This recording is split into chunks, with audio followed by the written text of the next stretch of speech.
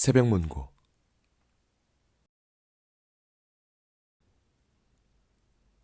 안녕하세요. 온새벽입니다. 구정이 바로 코앞으로 다가왔습니다. 요즘엔 워낙 친척들끼리도 잘 모이지 않는 집이 많아서 부모님이나 형제 자매만 보고 돌아가는 사람들도 많은 것 같죠? 차례를 아주 크게 지내는 집이 있는 반면 생략하고 가족들끼리만 명절 음식을 해먹는 집도 있을 거고요. 또 집안의 종교에 따라서 절이나 교회에 방문하는 분들도 많이 계실 겁니다. 이렇게 기독교의 명절을 떠올려 보다가요, 떠오른 책이 하나 있었습니다. 세계에서 가장 많이 팔린 베스트셀러가 단연 성경인 걸 생각해 보면 기독교인이 아니시더라도 여러분도 한 번쯤은 성경을 읽어보셨으리라 짐작합니다. 하지만 오늘은 성경을 읽어드리는 건 아니고요.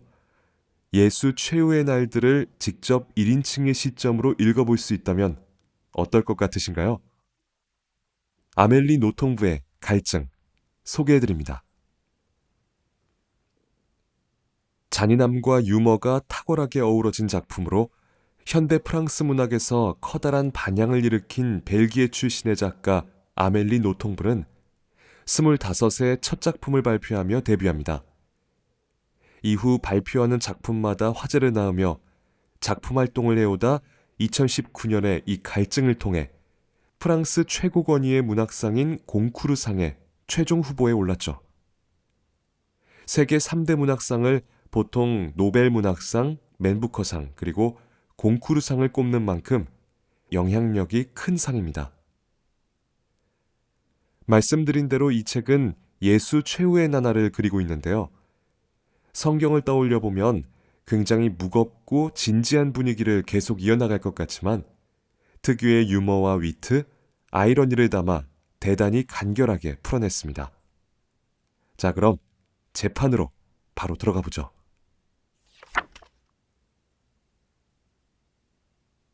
나는 그들이 나에게 사형을 선고하리라는 것을 진작부터 알고 있었다. 이 확신 덕분에 나는 주의를 기울일 만한 가치가 있는 것에 주의를 기울일 수 있다. 바로 디테일이다.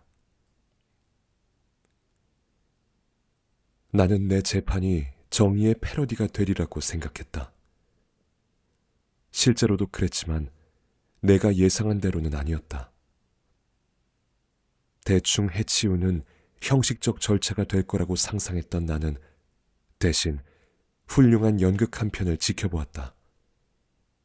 검찰관은 무엇 하나 우연에 맡기지 않았다. 검찰 측 증인들이 줄줄이 증인석에 섰다.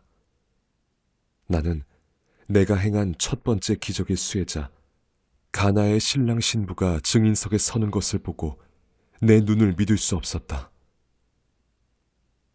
저자는 물을 포도주로 바꾸는 능력을 갖고 있습니다.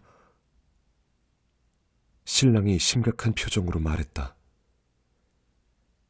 하지만 자신의 능력을 펼치기 위해 결혼식이 끝나갈 무렵까지 기다렸죠. 우리의 불안과 치욕을 지켜보며 즐겼던 것입니다.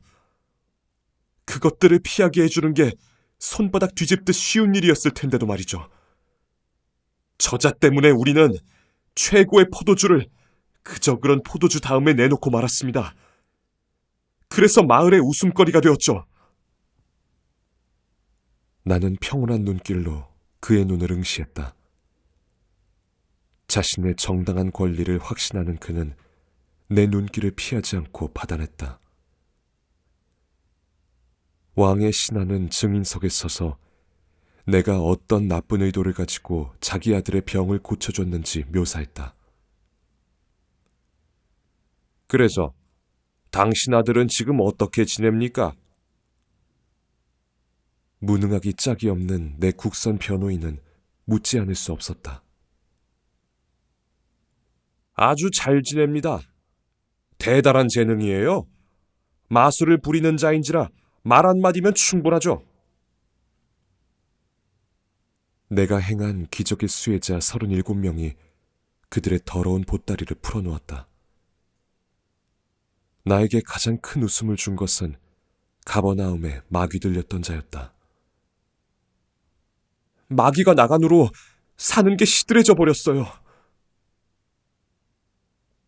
눈이 멀었던 자는 세상이 이렇게 추악할 줄 몰랐다며 한탄을 늘어놓았고, 문둥병에 걸렸던 자는 이제 아무도 그에게 적선하지 않는다고 투덜댔으며, 티베리아스의 어부조합은 다른 조들을 배제하고 한 조만 특별 대우했다며 나를 비난했고, 나사로는 살갗에 시체 냄새가 밴 채로 사는 게 얼마나 끔찍한 일인지 토로했다. 그들을 매수할 필요도, 심지어 부추길 필요도 없었다. 그들은 모두 자진해서 나에게 불리한 증언을 하러 왔다. 죄인의 면전에서 마침내 속을 털어놓을 수 있어서 얼마나 후련한지 모르겠다고 말한 자가 한둘이 아니었다. 죄인의 면전에서. 나는 거짓되게 평온한 자다. 아무 반응도 하지 않고 그 지루한 푸념들을 듣고만 있으려면 큰 노력이 필요했다. 나는 매번 놀라움이 배인 온화한 눈길로 증인의 눈을 응시했다. 그들은 매번 거만하게 내 눈길을 받아냈고, 어디 할 말이 있으면 해보라는 듯 나를 노려보았다. 심지어 내가 병을 고쳐준 아이의 엄마는 내가 그녀의 삶을 망쳐놓았다고 비난하기까지 했다. 아이가 병에 걸렸을 때는 얌전했답니다. 그런데 지금은 도무지 가만히 있질 못해요. 어찌나 소리를 지르고 울어대는지 잠시도 편히 쉴 틈이 없다니까요. 밤에도 잠을 잘 수가 없어요. 당신 스스로 피고인에게 아들의 병을 고쳐달라고 부탁하지 않았나요? 내 국선 변호인이 물었다. 병을 고쳐달라고 했지 병들기 전에 말썽꾸러기로 되돌아가게 해달라고 하진 않았어요. 그 점을 분명히 해둘 수도 있었을 텐데요. 저 사람 뭐든 다 안다면서요. 아닌가요? 좋은 질문이다. 나는 목적 보호는 알아도 상황 보호는 알지 못한다. 따라서 나는 전지의 존재가 아니다. 상황에 따라서 부사들을 발견하기도 하는데 그때마다 너무 놀라 입을 다물지 못한다. 악마가 디테일에 있다는 말은 맞는 말이다. 사실 검찰 측 증인으로 나서라고 그들의 등을 떠밀 필요는 전혀 없었다. 심지어 그들 스스로 그것을 열렬히 원했다. 그들이 나에게 불리한 증언을 하면서 지은 득에 찬 표정이 나를 경악하게 했다. 굳이 그럴 필요가 없었던 만큼 더욱 그랬다. 내가 사형을 선고받으리라는 건 누구나 알고 있었으니까. 내가 사형을 선고받으리라는 예언에는 신비스러울 게 전혀 없다. 그들은 나의 권능을 알고 있었고 내가 그것을 사용해 달아나지 않았다는 것을 확인할 수 있었다. 따라서 그들은 이 재판의 결말을 조금도 의심치 않았다. 그들은 왜 이토록 불필요한 치욕을 나에게 안기고 싶어 했을까? 악의 수수께끼는 범용의 수수께끼에 비하면 아무것도 아니다. 그들이 증언하는 동안 나는 그들이 통쾌해한다는 걸 느꼈다. 그들은 내 앞에서 쥐새끼처럼 행동하면서 즐거워했다. 다만 내가 고통을 드러내 보이지 않자 실망을 감추지 못했다. 내 고통이 드러나지 않은 건 내가 그들에게 쾌감을 제공하지 않으려고 해서가 아니라 놀라움이 분노보다 훨씬 더 컸기 때문이었다. 나는 인간이다. 인간적인 것 치고 나에게 낯선 것은 없다. 하지만 그들을 사로잡아 가증스러운 말을 쏟아내게 한 것, 그것의 성격은 도무지 이해할 수가 없다. 나는 이러한 나의 몰이해를 실패이자 결핍으로 여긴다. 빌라도는 나와 관련된 지침을 이미 받아둔 상태였다. 그는 불편한 기색이 역력했다. 나에게 눈꽃만큼이라도 호감을 느껴서가 아니라 증인들이 그의 내면에 있는 이성적 인간의 비위를 건드렸기 때문이다. 그는 내가 놀란 표정을 짓는 이유를 잘못 이해했다. 그래서 나에게 그 말도 안 되는 증언들에 대해 반박할 기회를 주고자 했다. 피고인은 할 말이 있는가? 그는 지적인 존재가 자신과 대등한 존재를 대하는 표정으로 물었다. 없습니다. 내가 대답했다. 자신의 운명에 대해 이토록 초연한 사람에게 장대를 내미는 것은 쓸데없는 짓이라고 생각한 듯 그가 고개를 끄덕였다. 사실 나는 할 말이 너무 많아 아무 말도 하지 않았다. 만약 말을 했다면 경멸을 감출 수 없었을 것이다. 사람들에게 경멸을 느끼면 오히려 내 마음이 아프다. 도저히 억누를 수 없는 감정들이 있다는 걸 알 정도로 오랫동안 나는 인간이었다. 그 감정들은 억누르려고 애쓰지 말고 지나가게 내버려 두는 게 중요하다. 그렇게 하면 그것들은 아무 흔적도 남기지 않는다. 경멸은 잠들어 있는 마귀다. 움직이지 않는 마귀는 머지않아 말라서 없어진다. 법정에서는 말이 행동과 같은 가치를 지닌다. 경멸을 드러내지 않는 건 그것이 움직이지 못하게 하는 것과 같다. 빌라도가 조언자들에게 의견을 물었다. 이 증언들은 거짓이요. 저자가 달아나기 위해 어떠한 마술도 부리지 않는 게 그 증거요. 저희가 유죄 판결을 요구하는 것은 그 때문이 아닙니다. 나도 알고 있어. 나도 저자에게 유죄 판결을 내리기만을 요구하오. 다만 저 거짓 부렁들 때문에 그렇게 한다는 기분이 들지 않았으면 좋겠다 이 말이오. 로마 백성에게는 빵과 오락이 필요합니다. 그런데 이곳 백성에게는 빵과 기적이 있어야 하죠. 좋소이다. 이유가 정치적인 거라면 나도 더는 개의치 않겠소. 빌라도가 일어나서 선언했다. 피고인, 너는 십자가에 매달릴 것이다. 나는 그가 말을 아껴서 좋았다. 라틴어의 정수는 결코 중복의 우를 범하지 않는다. 그가 너는 십자가에 매달려 죽을 것이다 라고 말했다면 나는 크게 실망했을 것이다. 십자가형에는 죽음 말고 다른 결말이 있을 수 없으니까. 말을 아끼긴 했지만 그가 육성으로 판결을 내리자 효과는 즉각적이었다. 나는 증인들을 쳐다보았고 그들이 뒤늦게 불편해한다는 걸 느꼈다.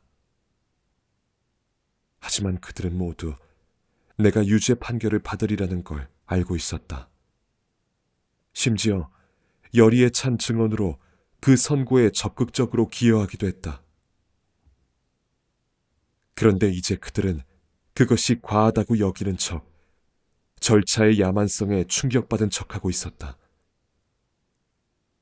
몇몇은 자신이 앞으로 일어날 일과 무관하다고 주장하기 위해 나와 눈을 맞추려고 시도했다. 나는 눈길을 돌렸다. 나는 내가 그렇게 죽게 되리라는 걸 알지 못했다. 그것은 대수롭지 않은 소식이 아니었다. 나는 먼저 고통을 떠올렸다. 정신이 혼미해졌다. 누구도 그런 고통을 어림하지 못한다. 십자가형은 가장 수치스러운 범죄를 저지른 자에게 선고된다. 나는 그런 모욕을 예상하지 못했다. 그들이 빌라도에게 요구한 게 바로 그것이었다. 이런저런 추측에 빠져드는 것은 부질없는 짓이다. 어차피 빌라도도 그것에 반대하지 않았으니까. 그는 나에게 사형을 선고해야만 했다. 하지만 고통이 덜한 참수형을 택할 수도 있었을 것이다. 내가 어느 순간에 그의 심기를 건드렸을까? 아마 기적을 부인하지 않았을 때일 것이다. 나는 거짓을 말할 수는 없었다. 그 기적들은 진실로 나의 작품이었다. 하지만 증인들이 주장한 것과 달리 그 기적들은 나에게 상상을 초월하는 노력을 요구했다. 나에게 기적을 행하는 기술을 가르쳐준 이는 아무도 없었다. 바로 그때 재미있는 생각이 뇌리를 스쳤다. 적어도 나를 기다리는 형벌은 나에게 어떠한 기적도, 따라서 어떠한 노력도 요구하지 않을 것이다. 그저 가만히 있는 것으로 충분할 테니까. 저자를 오늘 십자가에 매다나요? 누군가 물었다. 빌라도가 생각에 잠겨 나를 쳐다보았다. 그러고는 뭔가 부족하다고 느꼈는지 이렇게 대답했다. 아니, 내일. 감방에 홀로 있게 되었을 때 나는 그가 원한 것이 무엇인지 알았다. 그는 내가 두려움을 느끼기를 바랐다.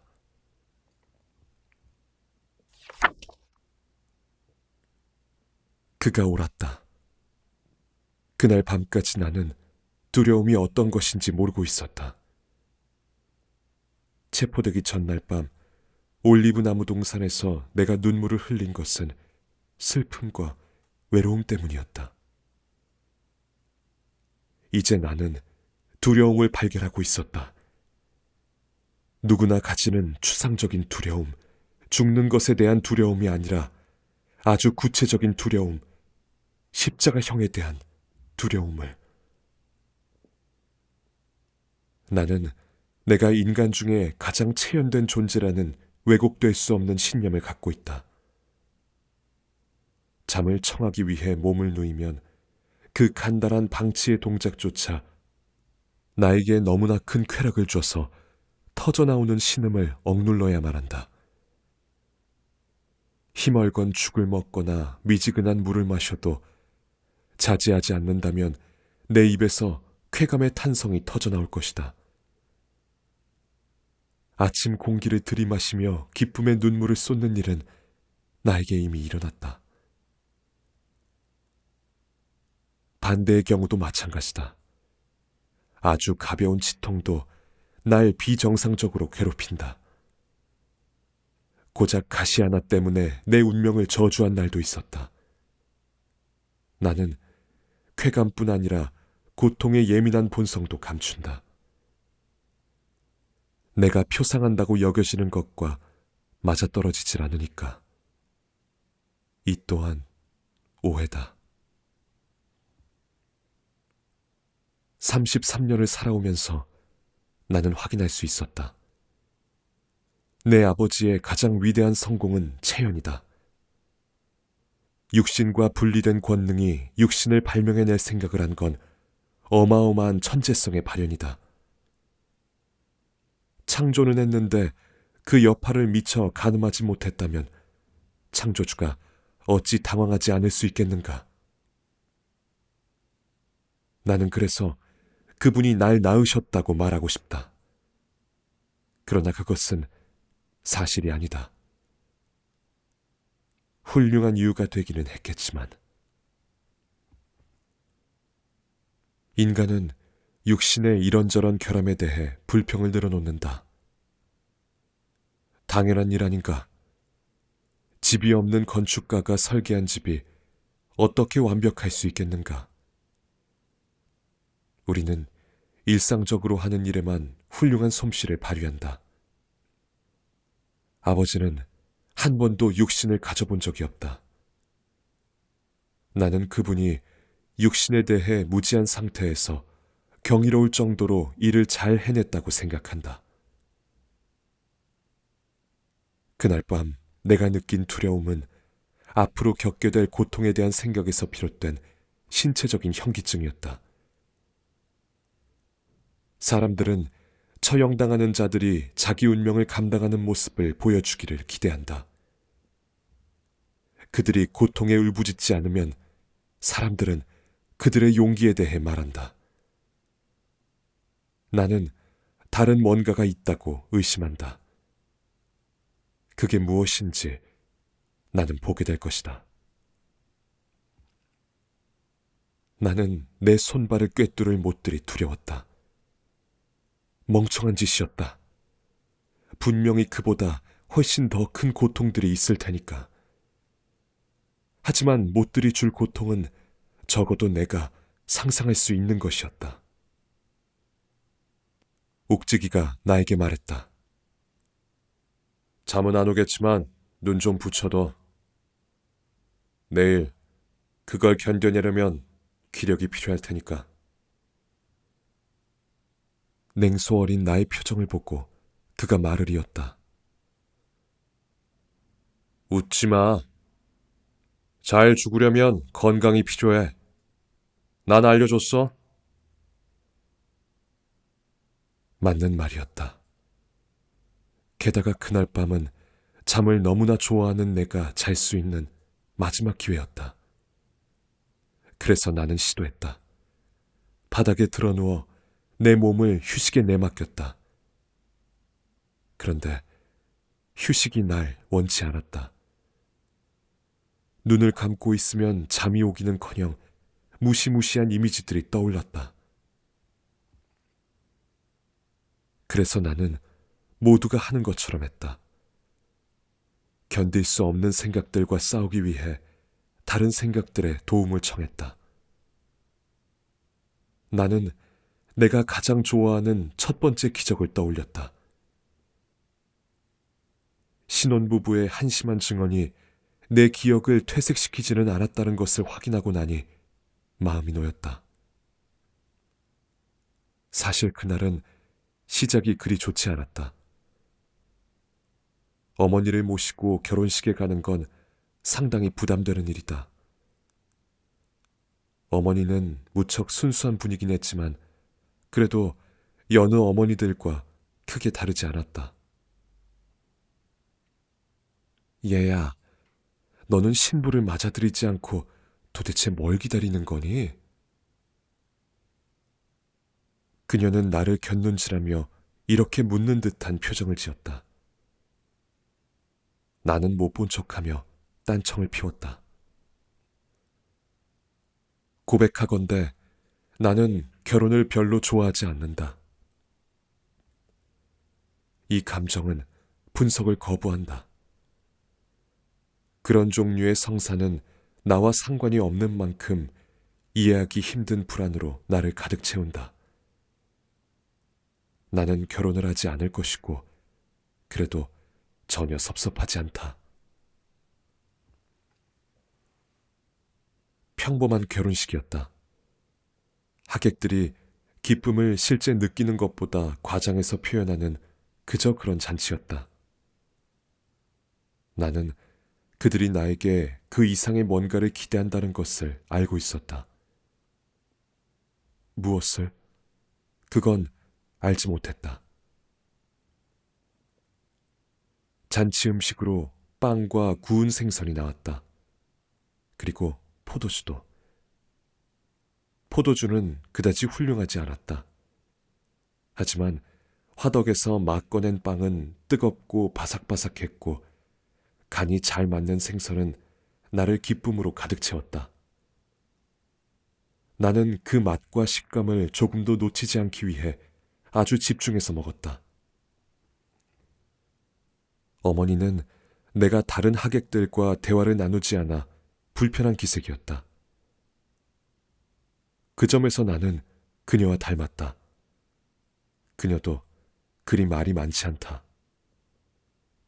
단지 말하기 위해 말하는 것, 나는 그걸 못한다. 그녀 역시 그랬다.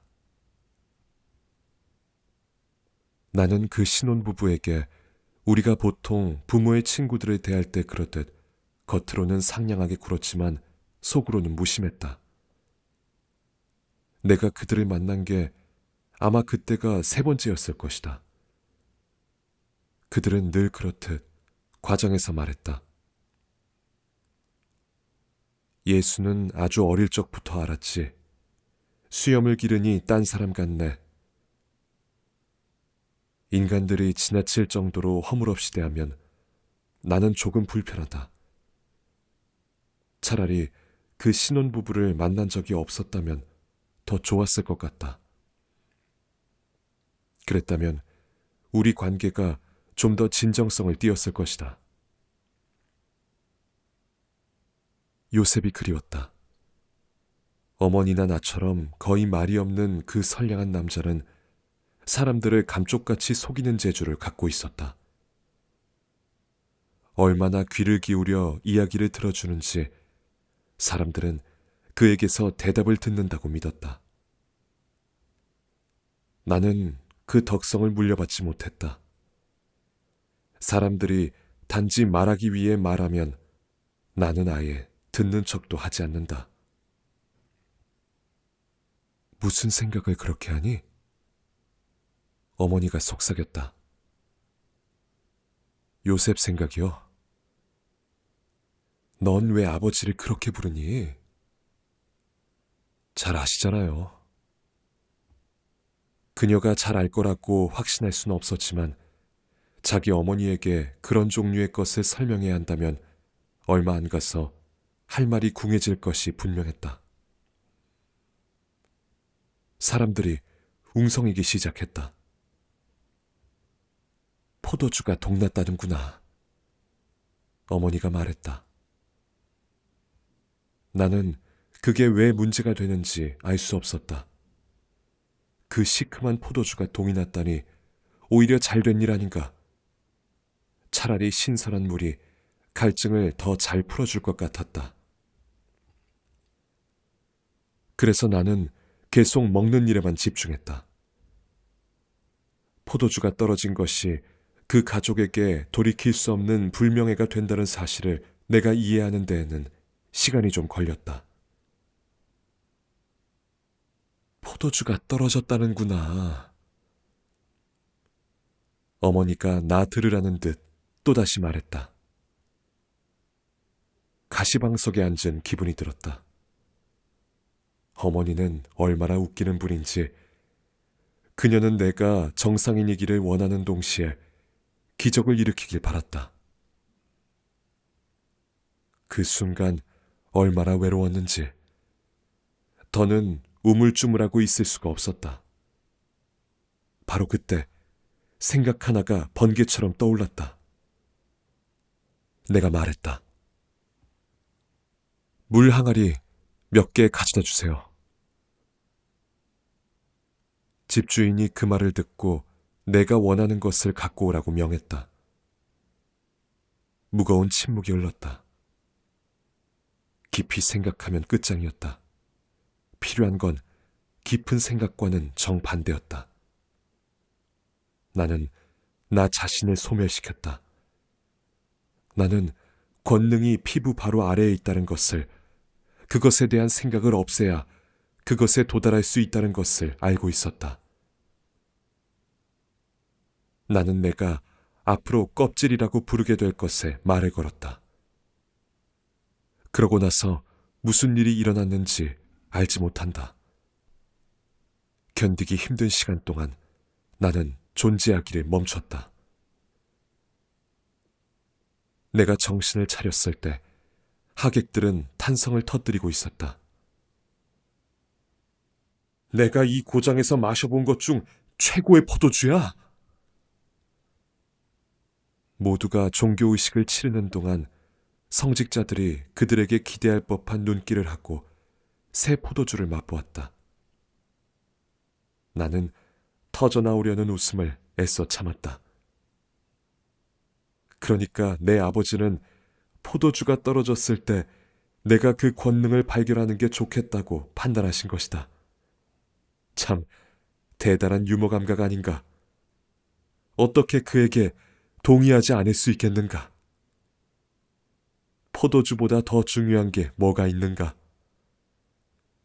나는 기쁨이 샘에서 절로 흘러나오지 않는다는 것을, 많은 경우 아주 맛있는 포도주가 그것을 느끼게 하는 유일한 수단이라는 것을 알 만큼 오랫동안 인간이었다.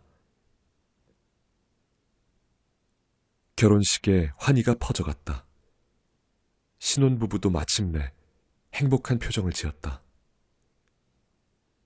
하객들이 어울려 춤을 추었고 포도주의 정령은 아무도 그냥 내버려 두지 않았다. 최고의 포도주를 싸구려 포도주 다음에 내놓으면 안 되지. 하객들이 혼주에게 말했다. 내가 보기에 그것은 나무라는 말이 아니었다. 게다가 그 말은 논란의 여지도 있다. 나는 반대라고 생각한다. 우선 마음속에 기쁨이 털을 잡을 수 있게 평범한 포도주로 시작하는 편이 낫다. 사람은 적당히 취기가 올라 즐거워야 훌륭한 포도주를 맞이하고 그에 걸맞은 최고의 집중도를 보이게 된다. 그 기적은 내가 가장 아끼는 것이다. 어렵지 않은 선택이다. 내 마음에 들었던 유일한 기적이니까. 나는 껍질의 권능을 발견하고 황홀경에 빠져들었다. 자기 능력을 한참 벗어나는 뭔가를 처음으로 해냈을 때 우리는 그것을 이루기 위해 바친 어마어마한 노력은 금세 잊어버리고 경이로운 결과만을 취하게 된다. 게다가 그때 문제가 된 건 포도주였고 흥겨운 잔칫날이었다. 그날 이후로는 엉망진창으로 변해버렸다. 고통, 질병, 죽음, 혹은 그냥 놔뒀으면 더 좋았을 불쌍한 물고기들을 잡는 일이었다. 특히 껍질의 권능을 아는 상태에서 그 힘을 빌리는 것은 그것을 처음 발견하는 것보다 1000배는 더 힘든 일이었다. 가장 안 좋은 것은 사람들의 기대였다. 가나에서는 어머니 외에 나에게 뭔가를 요구한 사람이 아무도 없었다. 그런데 그 후로는 어디를 가든 사람들이 뭔가를 준비해 놓았고 내 앞에 병에 걸려 누워있는 사람이나 문둥병 환자를 데려다 놓았다. 기적을 일으키는 일이 은혜를 베푸는 게 아니라 의무를 다하는 게 되어버렸다. 사지가 잘려나간 장애인이나 빈사 상태의 환자를 나에게 들이미는 사람들의 눈길에서 내가 수없이 읽은 것은 간청이 아니라 협박이었다. 그들이 생각을 감히 말로 표현할 수 있었다면 이러했을 것이다. 넌 그 바보 짓거리로 유명해졌어. 그러니 이제 해달라는 걸 순순히 해주는 게 좋을 거야. 안 그랬다가는 혼쭐 날 줄 알아? 껍질의 권능을 펼치려면 나를 없애야 하는데 힘에 부쳐서 부탁받은 기적을 행하지 못하는 경우가 종종 있었다. 그때 나에게 쏟아지던 증오의 눈길이란. 그 후로 나는 많은 생각을 했고 기적을 행하는 일에 동의하지 않았다. 그러자 그들은 내가 이 땅에 가져다 주고자 한 것을 왜곡했다. 사랑은 이제 무상이 아니었다. 그것은 어딘가에 쓸모가 있어야 했다. 오늘 아침 재판 중에 내가 발견한 사실은 말할 것도 없다. 기적으로 은혜를 입은 사람 중에 나에게 고마움을 느끼는 이는 아무도 없었다. 반대로 그들은 내가 쓸데없이 기적을 행했다며 신랄하게 질책했다. 가나의 신랑 신부조차. 나는 그것을 기억하고 싶지 않다. 나는 가나의 환희만을, 어딘지 모를 곳에서 온 그 포도주를 마시는 행복의 순진무구함, 그 첫 도취의 순수함만을 떠올리고 싶다. 도취는 함께 나눌 때만 가치가 있다. 가나의 결혼식 때 우리는 너나 없이 최고의 방식으로 취했다. 그랬다. 어머니도 얼근히 취했고 그것은 그녀에게 잘 어울렸다. 요셉이 죽은 이후로 어머니가 행복해하는 모습을 보는 건 드문 일이었다. 어머니는 춤을 췄고 나도 그녀와 함께, 내가 너무나 사랑하는 선한 여인 어머니와 함께 춤을 췄다. 나의 도취는 내가 그녀를 얼마나 사랑하는지 그녀에게 말해주었고, 그녀가 말하지는 않았지만 나 역시 그녀의 대답을 느꼈다. 아들아, 너에게 특별한 뭔가가 있다는 건 나도 안단다. 언젠가 그게 문제가 되지 않을까 걱정이야. 하지만 지금 난 그저 네가 자랑스럽단다. 그리고 네가 마술로 우리에게 선물해준 훌륭한 포도주를 마실 수 있어서 행복하구나. 그랬다. 그날 밤에 나는 취했다. 그 도취는 성스러운 것이었다. 강생 이전의 나에게는 무게가 없었다. 역설적이지만 가벼움을 알기 위해서는 무게가 나가야 한다. 취기는 우리를 무게에서 해방시켜 금방이라도 날아오를 것 같은 느낌을 준다.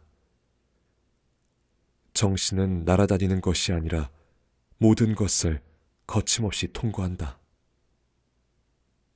두 가지는 아주 다르다. 새들은 몸을 갖고 있고 그들의 비행은 정복에 속한다. 몸을 가지는 것은 일어날 수 있는 일 중에 최고의 것이다. 이 말은 아무리 반복해도 과하지 않을 것이다. 나는 내일 내 몸이 고통으로 신음할 때 내가 정반대로 생각할 거라고 짐작한다. 그렇다고 해서 이 몸이 나에게 선사한 발견들을 부인할 수 있을까? 내 삶의 가장 큰 기쁨들, 나는 그것들을 내 몸으로 경험했다. 내 영혼과 정신도 가만히 있지는 않았다는 걸 구태여 밝힐 필요는 없을 것 같다. 내가 기적을 일으킨 것도 몸을 통해서였다. 내가 껍질이라 부르는 것은 신체적인 것이다. 정신의 일시적인 소멸을 전제로 해야 그것에 도달할 수 있다. 나는 나 외에 다른 사람이었던 적이 없다. 하지만 나는 모두가 그 능력을 지니고 있다고 확신한다. 사람들이 그 능력을 펼치는 경우가 그토록 드문 것은 그것의 사용법이 극도로 어렵기 때문이다. 정신에서 벗어나기 위해서는 많은 용기와 힘이 필요하다. 이것은 은유가 아니다. 나 이전에 몇몇 인간이 그것에 도달했고 나 이후로도 몇몇 인간이 그것을 해낼 것이다. 시간에 대한 나의 삶은 내 운명에 대한 암과 다르지 않다. 나는 목적 보어는 알지만 상황 보어는 모른다. 그런데 이름들은 상황 보어에 속한다. 따라서 먼 훗날 인간에게 있어 가장 심원한 것은 피부다 라고 말하게 될 작가의 이름을 나는 알지 못한다. 그는 깨달음에 거의 근접하겠지만 어쨌거나 그를 찬양할 사람들조차도 이 말의 구체적인 뜻을 이해하지는 못할 것이다. 정확하게 말해 피부가 아니라 바로 그 아래다. 거기에 전능이 자리하고 있다. 십자가에서의 최후의 순간을 떠올려 보면 갈증이라는 제목이 어떻게 나오게 되었는지를 짐작하실 수도 있을 것 같은데요. 책은 단순히 목마르다는 예수의 말뿐만이 아니라 갈증이라는 가장 기본적이고 육체적인 욕구는 물론 인간의 사랑이나 쾌락, 고통, 희망, 믿음, 죽음까지도 다루고 있습니다. 200페이지가 채 안 되기 때문에 독서에 대한 갈증은 있지만 소설이 부담스러우신 분들도 어렵지 않게 도전해 보실 수 있으리라 생각합니다. 새해 복 많이 받으시고요. 오늘은 마무리하겠습니다. 온새벽이었습니다.